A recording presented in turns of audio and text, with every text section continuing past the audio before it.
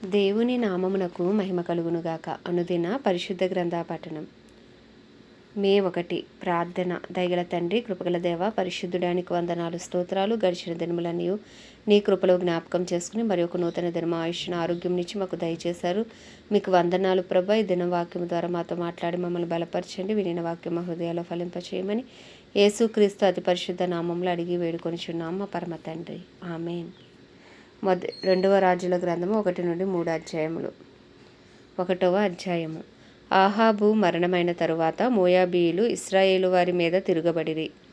అహజ్యా షోమ్రోన్లో ఉన్న తన మేడగది కిటికీలో నుండి క్రిందపడి, రోగి అయి మీరు ఎక్రోను దేవతయగు బయల్జెబూబు నొద్దకు పోయి ఈ వ్యాధి పోగొట్టుకుని నేను స్వస్థపడుదునో లేదో విచారించడని దూతలను పంపగా, యెహోవా దూత తిష్బీడైన ఏలియాతో ఇలాగు సెలవిచ్చెను. నీవు లేచి షోమ్రోను రాజు పంపిన దూతలను ఎదుర్కొనబోయి ఇట్లనుము, ఇశ్రాయేలు వారిలో దేవుడు అన్నవాడు లేడనుకొని ఎక్రోను దేవత అయిన బయల్జెబూబు నొద్ద మీరు విచారింపబోచున్నారా?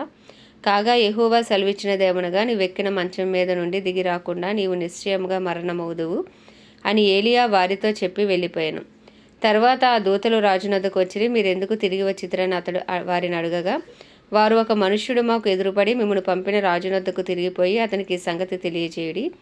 యెహోవా సెలవిచ్చినదేమనగా, ఇశ్రాయేలులో దేవుడన్నవాడు లేడనుకుని ఎక్రోను దేవతకు బయల్జెబూబు నొద్ద విచారణ చేయుటకు నీవు దూతలను పంపుచున్నావే. నీవెక్కిన మంచం మీద నుండి దిగి రాకుండా నిశ్చయముగా నీవు మరణమవుదువు అని అతడు పలికెనని వారు చెప్పగా, మిమ్మల్ని ఎదుర్కొని వచ్చి ఈ మాట చెప్పినవాడు ఎలాంటి వాడని రాజు అడిగాను.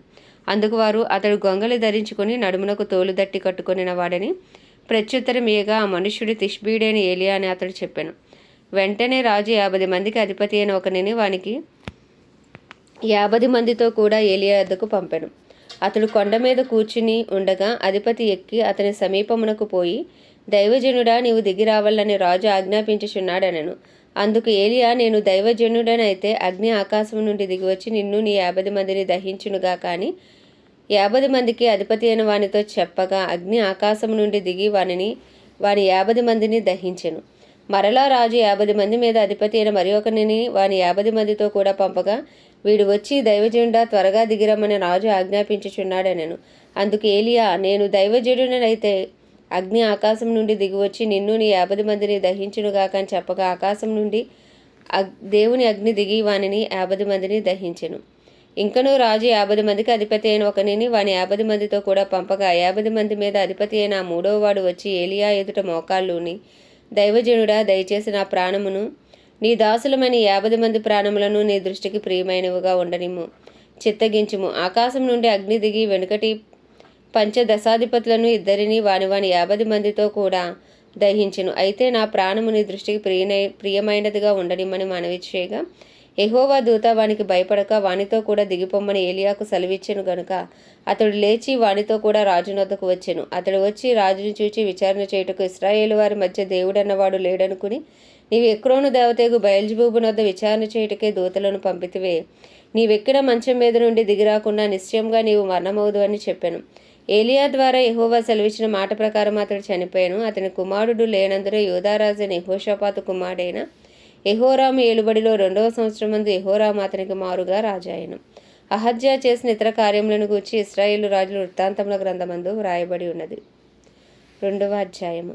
యెహోవా సుడిగాలి చేత ఏలియాను ఆకాశమునకు ఆరోహణము చేయింపబోవు కాలమున ఏలియాయు ఎలీషాయు కూడి గిల్గాలు నుండి వెళ్ళుచుండగా, ఏలియా, యెహోవా నన్ను బేతేలునకు పొమ్మని సెలవిచ్చి ఉన్నాడు గనుక నీవు దయచేసి ఇక్కడ ఉండమని ఎలీషాతో అనెను. ఎలీషా, యెహోవా జీవము తోడు, నీ జీవము తోడు, నేను నిన్ను విడువనని చెప్పగా వారిద్దరును బేతేలునకు ప్రయాణము చేసిరి.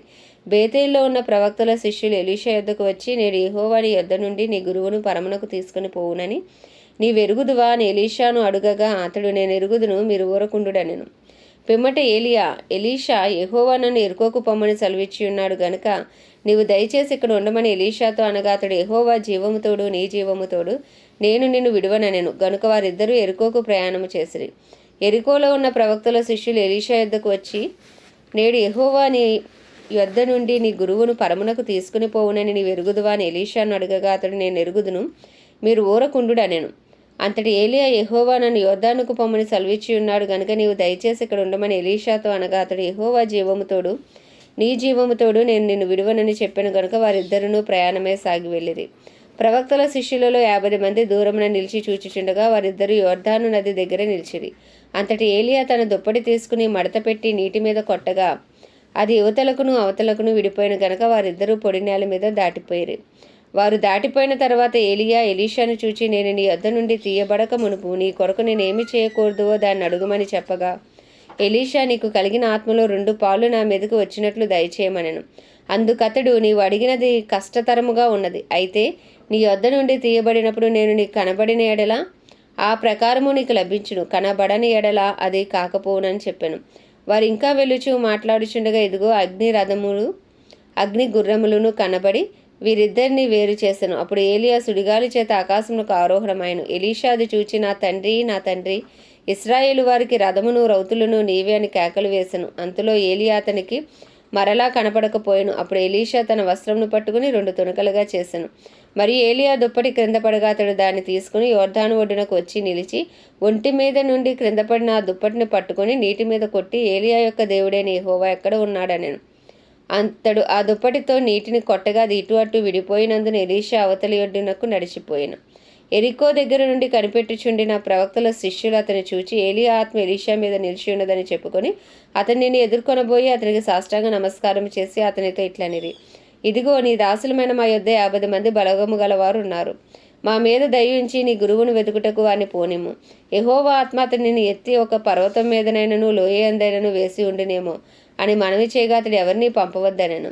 అతడు ఒప్పవలసినంత బలవంతము చేసి వారు అతని బతిమాలుగా అతడు పంపుడని సెలవిచ్చెను గనుక వారు 50 మందిని పంపిరి. వీరు వెళ్ళి 3 దినములు అతని వెతికినను అతడు వారికి కనబడకపోయాను.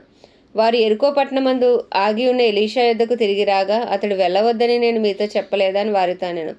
అంతటా పట్టణపు వారు, ఆ పట్టణం ఉన్న చోట రమ్యమైనదని మా ఏలిన వాడవైన నీకు కనబడుచున్నది గాని నీళ్లు మంచివి కావు, అందుచేత భూమియు నిస్సారమై ఉన్నదని ఎలీషాతో అనగా, అతడు కొత్త ప్రాతలు ఉప్పు వేసి నా యొద్దకు తీసుకుని రండని వారితో చెప్పాను. వారు దాన్ని తీసుకుని రాగా అతడు ఆ నీటి ఊట యొద్దకు పోయి అందులో ఉప్పు వేసి, యెహోవా సెలవిచ్చినదేమనగా, ఈ నీటిని నేను బాగు చేసి ఉన్నాను గనుక ఇక దీని వలన మరణము కలుగకపోవును, భూమియు నిస్సారముగా ఉండదు అనెను. కాబట్టి నేటి వరకు ఎలీషా చెప్పిన మాట చొప్పున ఆ నీరు మంచిదై ఉన్నది. అక్కడి నుండి అతడు బేతేలునకు ఎక్కి వెళ్ళెను. అతడు త్రోవను పోవచ్చుండగా బాలుర పట్టణములో నుండి వచ్చి, బోడివాడ ఎక్కిపొమ్మని అతను అపహాస్యము చేయగా అతడు వెనుకకు తిరిగి వారిని చూచి యెహోవా నామమును బట్టి వారిని శపించెను. అప్పుడు 2 ఎలుగుబంట్లు అడవిలో నుండి వచ్చి వారిలో 42 బాలులను చీల్చి వేసెను. అతడు అచ్చటి నుండి పోయి కర్మేలు పర్వతమునకు వచ్చి అచ్చటి నుండి పోయి షోమ్రోనునకు తిరిగి వచ్చెను. 3వ అధ్యాయం. ఆహాబు కుమారుడైన యెహోరాము యూదారాజైన యెహోషాపాతు ఏలుబడిలో 18వ సంవత్సరమందు షోమ్రోనులో ఇశ్రాయేలు వారికి రాజే 12 సంవత్సరములు ఏలెను.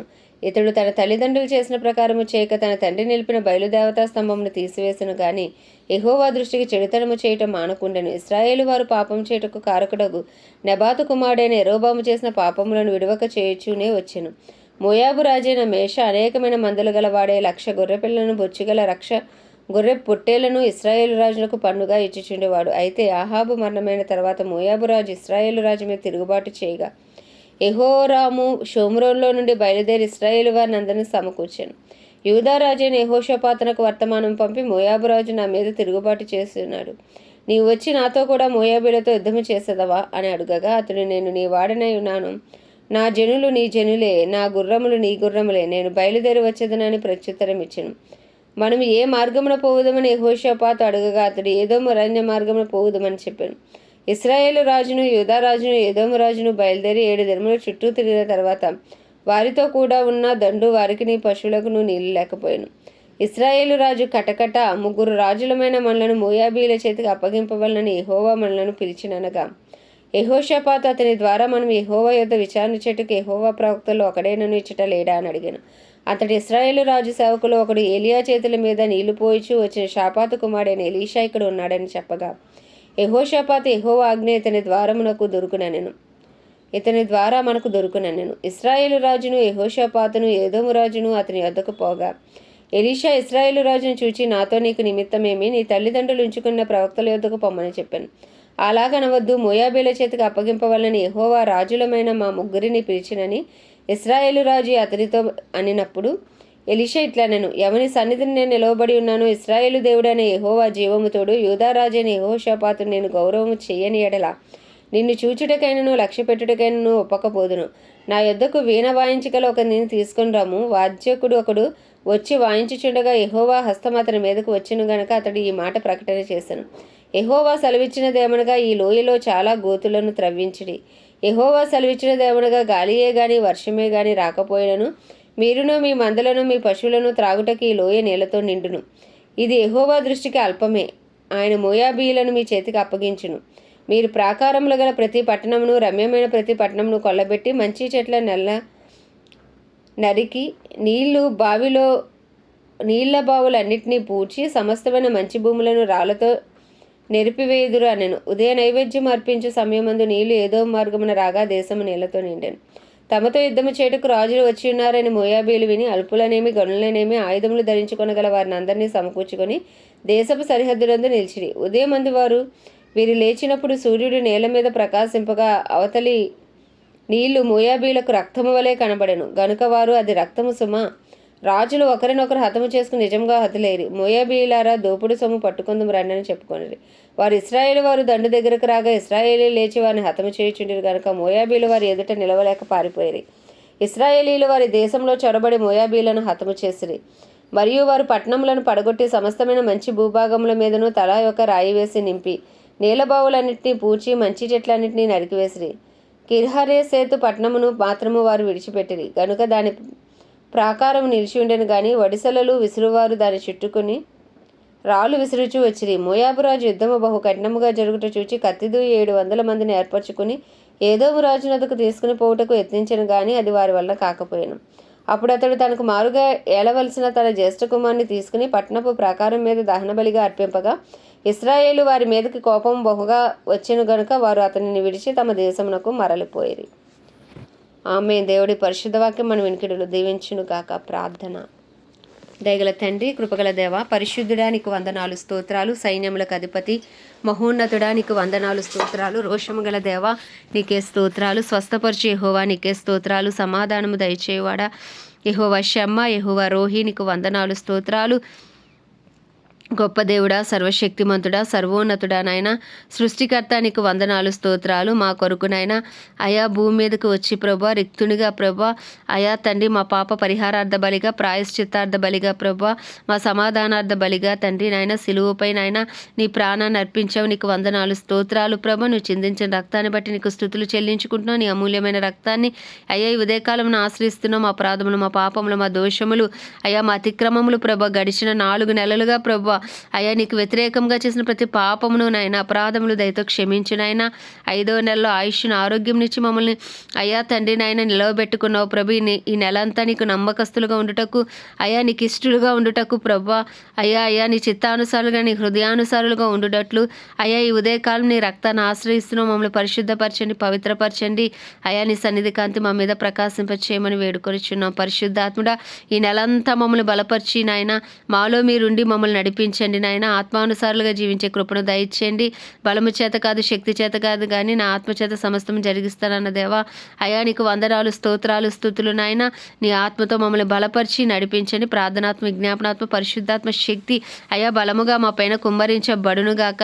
అయా నీకు వందనాలు. తెలివి, జ్ఞాన, వివేకములకు ఆధారముగా ఆత్మ నీకే వందనాలు స్తోత్రాలు స్తుతులు చెల్లించుకుంటున్నాం తండ్రి. నీకు వందనాలు. నీ అందు భయభక్తులు పుట్టించే ఆత్మ నన్ను బలముగా బలపరచమని ప్రార్థిస్తున్నాం. వాక్యమై ఉన్న దేవానికి వందనాలు నాయన. అయా తండ్రి వాక్యమే కృపాసత్య సంపూర్ణుడిగా మా మధ్యకు వచ్చావు నాయన, నీకు వందనాలు. నీ వాక్యం మా పాదములకు దీపం, మా త్రోవకు వెలుగు తండ్రి, నీకు వందనాలు. మనుషుడు రొట్టె వలన కాదు కానీ దేవుని నోటి నుంచి వచ్చి ప్రతి మాట వలన బ్రతుకునన్నావు, నీకు వందనాలు స్తోత్రాలు. అవి మీ ఆజ్ఞలు, మీ కట్టడలను అనుసరించి ప్రభు నీ వాగ్దానాలనైనా అయ్యా పొందుకునే భాగ్యాలు మాకు దయచేయండి. వాక్యానుసారమైన జీవితాలు మాకు దయచేయండి. వినే వాక్యం మా హృదయాలు ఫలింపచేయమని ప్రార్థిస్తున్నాము. మా ప్రాణమై యెహోవాను సన్నుతించి ఆయన చేసిన ఉపకారంలో దేన్ని దేన్ని మరవద్దన్నావు ప్రభు. మా జీవితాల్లో మీరు చేసిన ప్రతి మేలును బట్టి ఉపకారమును బట్టి అయా నీకు కృతజ్ఞతాస్తుతులు నాయన. అయ్యా ఈ సంవత్సరం మీరు ఇచ్చిన ఆయుష్ ఆరోగ్యం బట్టి నీకు వందనాలు అయ్యా. 5వ నెలలో ప్రవేశపెట్టినందుకు మీకు స్తోత్రాలు తండ్రి. అయ్యా ఏమిచ్చినా మీ రుణం తీర్చలేము నాయన, నీకు వందనాలు అయ్యా. నీకే స్తుతులు. నీ కృపాసన వద్దకు వచ్చి నీ కృప కొరకు వేడుకొంచున్నాం ప్రభు. ఈ నెలంతా మాకు నీ కృప కావాలి నాయన. అయ్యా మాపై నీ కృప కలుగును గాక, మా కుటుంబాలపై నీ కృప కలుగును గాక. అయ్యా ఈ నెలంతా నీ రెక్కల చాటును మమ్మల్ని భద్రపరచండి అయ్యా. మా రాకపోకల్లో నీ కాపుదల భద్రత ఉంచండి అయ్యా. అయ్యా మమ్మల్ని దీవించండి, ఆశీర్వదించండి అయ్యా. మాలో ఎవరు ఏ సమస్యలతో ఉన్నారో ప్రభా నాయన. అయ్యా ఎవరు ఏ ప్రార్థన విన్నపములు కలిగి ఉన్నారో ప్రభా, నిశ్చయంగా ఈ మే నెల ఒక ఆశీర్వాదకరంగా మార్చబడును గాక. మా హృదయ వాంఛలు యేసు నామంలో తీర్చబడును గాక.